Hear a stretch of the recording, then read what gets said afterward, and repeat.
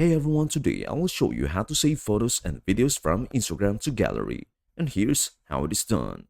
Launch the Instagram app on your device. Go to your profile by tapping your profile picture in the bottom right corner. Once on your profile page, tap the three horizontal lines menu in the upper right corner. From the menu, select Settings and Privacy. Scroll down to the Your App and Media section. Tap on Archiving and Downloading.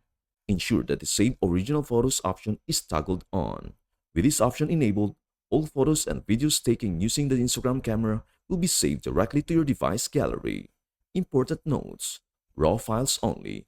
If you add stickers, filters, or music to your photos or videos before sharing, Instagram will save only the unedited raw version without effects to your gallery. Workaround for edited media. To save photos or videos with filters, music, or other edits, use screen recording or take a screenshot of the final content. You can crop or edit the saved media on your device gallery afterward. Final tips: if you want to save stories, reels, or live videos, check Instagram's archiving options for additional features or use third party tools responsibly. And that is everything you need to know about how to save photos and videos from Instagram to gallery. Before we end, may I humbly ask you a favor?